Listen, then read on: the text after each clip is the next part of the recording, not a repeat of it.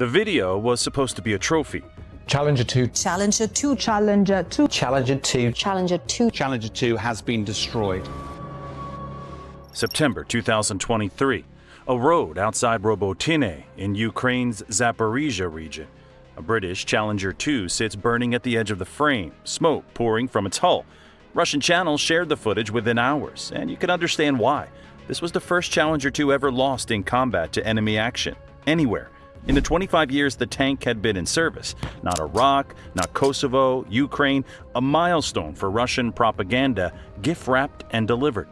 Except for one detail that the celebratory captions left out. All 4 crew members walked away. The tank had been immobilized, most likely by a mine, according to a BBC analysis of the footage, with UK officials confirming it was then struck again while the crew tried to fight the fire.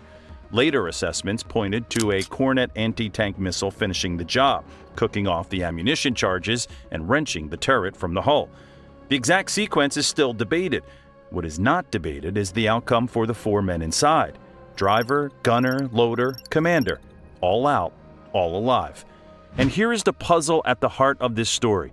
Russia has now spent more than 3 years trying to destroy the 14 Challenger 2s that Britain sent to Ukraine in March 2023.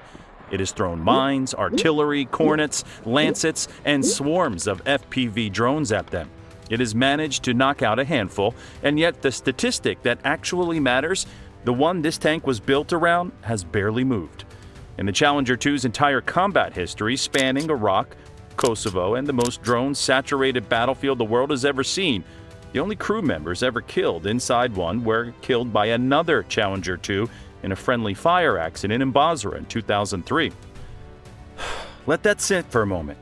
Not one crew member killed by enemy fire, ever. Because the truth is that hard to destroy is the wrong way to think about this tank. Russia can destroy a Challenger 2, it has proven that. What Russia has almost never managed to do is kill the thing the Challenger 2 was actually built to protect. And that distinction between destroying the machine and killing the men is the design philosophy that separates this tank from everything Russia puts on the battlefield. Start with the most famous ingredient, the armor itself.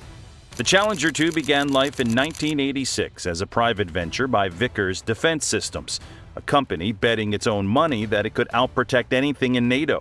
The Ministry of Defense ordered a prototype in 1988. The tank entered British service in 1998, and roughly 400 were built for the British Army, with another 38 going to Oman. That production run matters to this story, because it means every Challenger 2 in Ukraine is drawing on a design that was refined for exactly one customer's obsession: crew survival above all else. Britain never had to compromise the armor to win export competitions on price or weight. Nobody else bought it. And that, perversely, is part of why it protects the way it does. The Challenger 2's turret and hull are wrapped in second-generation Chobham composite, known in its current form as Dorchester. Its exact composition is one of the most closely guarded secrets in British defense. A layered sandwich of steels, ceramics, and materials the Ministry of Defense has never publicly named. What has been published is its performance against shape-charged warheads, the kind used by RPGs and most anti-tank missiles. Dorchester is credited with at least twice the protective efficiency of conventional rolled steel, kilogram for kilogram. In practice, that number translates into stories that sound invented. Basra, 2003. A Challenger 2 of the Royal Scots Dragoon Guards is ambushed in an urban area. Its sights are shot away, it slides into a ditch, and irregular forces close in and hammer it. 14 rocket-propelled grenades at close range, plus a MILAN anti-tank missile. The crew stays buttoned up inside, safe until the tank is recovered. The worst damage is to the sighting system. 6 hours later, it's back in operation. Other reports from the same campaign describe a Challenger 2 near Basra absorbing as many as 70 RPG strikes, a figure that has never been officially confirmed, but which entered British Army folklore for a reason. 20 years later, Ukrainian crews are telling the same kind of story with newer weapons. One Ukrainian tank commander described his Challenger 2 taking a direct hit from a high-explosive round during a Russian helicopter rocket attack. His words, "The damage was 720 millimeters deep. That's nearly 3/4 of a meter of destruction bored into the tank. But the crew inside survived. The tank could still move and complete its mission. After repairs, it went straight back into action. Now, armor this dense comes with consequences, and we'll be honest about them later in this video. But there's a second layer of protection that gets far less attention than Dorchester, and it may matter even more. Ukrainian crews have pointed out something small and telling. When a Challenger 2 pops smoke, the cloud clears in about 1 second, letting the gunner re-engage almost immediately. The smoke from a Russian T-72 or T-90 hangs for 5 seconds or more. In a direct gunfight, that 4-second difference is the fight. The Challenger 2 isn't just built to absorb the first hit. It's built to make sure there's rarely a second one. But armor is only the visible half of the answer. The deeper reason the Challenger 2 is so hard for Russia to destroy, in the sense that matters, is a decision British engineers made about what happens when the armor fails. Every tank designer on Earth knows that no vehicle is invulnerable. The question is what your tank does in the moment of penetration, and this is where British and Soviet design philosophies split into two different moral universes. Russian tanks, the T-72, the T-80, the T-90M, store their main gun ammunition in a carousel autoloader in the hull, directly beneath the crew. It's an elegant engineering solution. It shrinks the tank, deletes a crew member, and lowers the silhouette. It also means that when a penetrating hit reaches that carousel, the ammunition detonates as a single mass under the men sitting on top of it. The turret leaves the hull like a bottle cap. Open-source analysts have documented this outcome so many times in Ukraine that it has a nickname, the Jack-in-the-Box. As we covered in our video on the Challenger 3 facing Russia's T-90M, more than 150 of Russia's most modern tanks have been confirmed destroyed in Ukraine, and a striking share of them died exactly this way, with no survivors. The Challenger 2 was designed by people who assumed penetration would eventually happen, and engineered for the moment after. Its propellant charges are bagged, not cased, and each one is stored in its own fireproof lined bin below the turret ring, behind armored doors. The ammunition storage is deliberately separated and compartmentalized so that a hit on one charge doesn't chain react through the rest. A Ukrainian crewman put it in plain terms. In a Soviet-designed tank, if you're hit, the ammunition immediately detonates and you're sent flying across the fields. The Challenger storage, he said, can withstand several hits. The record backs him up in the darkest possible way.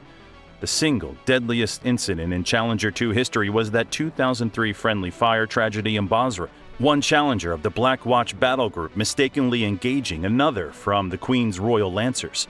A Hesh round from the most powerful tank gun in the British Army, striking an open hatch area. 2 soldiers were killed, and it remains the only time crew have died inside this tank. Think about what that means. The weapon that has done the most damage to a Challenger 2's crew is the Challenger 2's own gun. Nothing Russia or Iraq's insurgents ever fired at it has matched that. Now step back and look at what this philosophy purchases on a real battlefield. Ukraine received 14 of these tanks. 14, less than 1% of what Kiev actually needed, as we explored in our earlier video on Ukraine's Challenger strategy. When your fleet is that small, every crew is irreplaceable. Trained Challenger crews schooled at Lulworth Camp in Dorset are a scarcer resource than the hulls themselves. A tank that lets its crew walk away from a catastrophic hit isn't just protecting 4 lives. It's protecting the institutional knowledge that keeps the other 13 tanks fighting. Russia can burn the steel. It cannot burn the experience. This is the point where an honest analysis has to turn around and look at the other side of the ledger. Because the Challenger 2 is not impenetrable, and the British have known it for a long time. August 2006, southern Iraq. An RPG-29 firing a tandem-charge warhead struck the lower front hull of a Challenger 2, the thin underbelly below the Dorchester. The round penetrated. The driver, Trooper Sean Chance, lost part of his foot in the blast, then reversed the damaged tank 2.5 kilometers to the regimental aid post on his shredded controls. 8 months later, an IED-shaped charge punched through another Challenger's underside in Basra, and that driver lost a leg. When the 2006 incident finally became public in 2007, the Ministry of Defense responded with the sentence that deserves to be remembered for its candor. We have never claimed that the Challenger 2 is impenetrable. Ukraine has extended that lesson. The Robotyne loss in September 2023 was the first. During Ukraine's incursion into Russia's Kursk region in 2024, at least 3 more Challengers were visually confirmed hit, with at least 1 destroyed, brought down by a Lancet loitering munition after leading the initial push. In November 2024, Russian FPV footage showed a strike on a Challenger's driver position while it sat parked in a tree line. The pattern in every case is the same one the RPG-29 exposed 2 decades ago.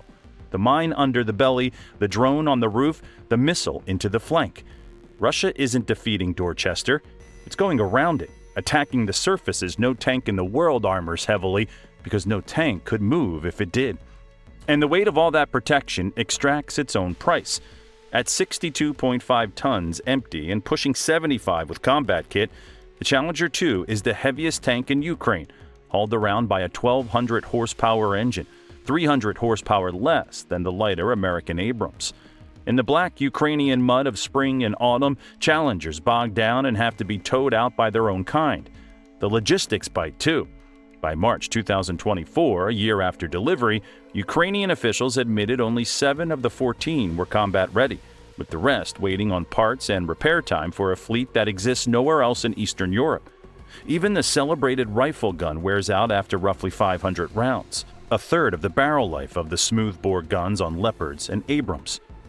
What's revealing is how both armies responded to those weaknesses.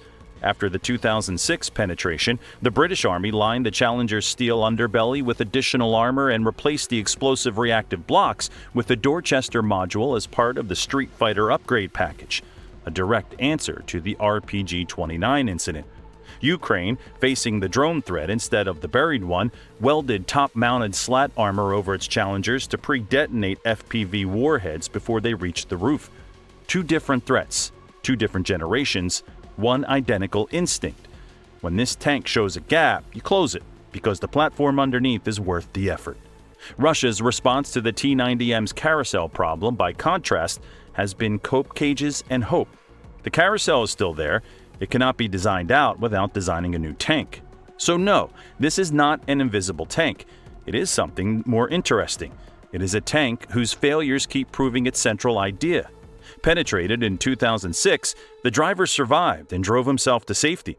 Destroyed at Robotyne, 4 men walked away. Hunted through Kursk by drones, the confirmed cost, after 3 years of the most lethal anti-tank environment in history, remains a handful of hulls, and publicly at least, not a single Ukrainian crew member confirmed killed inside one. There's one more reason the Challenger 2 is so hard for Russia to destroy, and it has nothing to do with metallurgy. Ukraine changed the question. After the 2023 counteroffensive stalled against Russian minefields and Dragon's Teeth, the campaign that claimed the first Challenger, Ukraine quietly pulled its Western tanks out of the spearhead role they were designed for. As we covered in detail in our video on Ukraine's Challenger strategy, the tanks of the 82nd Air Assault Brigade now fight from several kilometers behind the line of contact, tucked under tree cover, working as precision fire support while surveillance drones spot and correct their shots. This is where the Challenge 2's most old-fashioned feature becomes its most modern weapon, the L-30A1 rifled gun, the last rifled main gun on any NATO tank. The same architecture the Challenger 3 program is abandoning. Spins its shells for accuracy at ranges where smoothbore rounds drift. Ukrainian crews call the tank a sniper rifle among tanks, and they mean it literally. In early 2026, a Ukrainian Challenger 2 was reported to have struck a Russian armored vehicle at 5,300 meters, 5.3 kilometers. At that distance, the tank doing the shooting is beyond the reach of most of the FPV drones that have butchered armor on both sides of this war. Compare that with the Leopard 1A5 we profiled in a previous video, the 1960s tank that survived 52 drone hits through improvised cages and reactive armor bolted on in field workshops. Ukraine keeps that tank alive through addition. It keeps the Challenger 2 alive through geometry, distance, cover, and a gun accurate enough to make distance a weapon. One tank was up-armored into survival. The other was retasked into it. Both point to the same conclusion. On a battlefield ruled by 10,000 ruble drones, survivability is no longer something a factory installs. It's something a crew practices every day with whatever the design gives them to work with. And the design gives Challenger crews more to work with than most. A tank that shoots accurately from 5 kilometers away doesn't need to survive the close fight, because it declines to attend it. So why is the Challenger 2 so hard for Russia to destroy? Because destroy was never really the contest. Russia measures success in burning hulls, and by that measure it has scraped together a few trophies in 3 years, bought with mines, missiles, and drones against a fleet of just 14 tanks. Britain's engineers measured success differently. They asked what happens in the worst second of a tank crew's life, and they spent 30 years of secret materials science compartmentalizing ammunition bins and sheer obstinate wait making sure the answer was the crew gets that second and the next one and the one after that. The T-90M and the Challenger 2 are, on paper, rivals in the same category. In philosophy, they aren't even the same kind of object. One is a weapon that carries men. The other is an armored argument that the men matter more than the weapon. Somewhere in Ukraine right now, under a tree line a few kilometers behind the fighting, there is a Challenger 2 with its engine idling and a shell spinning in a rifled barrel, waiting on coordinates from a drone overhead. Perhaps Russia will eventually get that tank too. The mines and the Lancets only have to be lucky once. But when the smoke clears, in 1 second, not 5, the men who fought it will still be there. And that is the one target Russia has never managed to hit.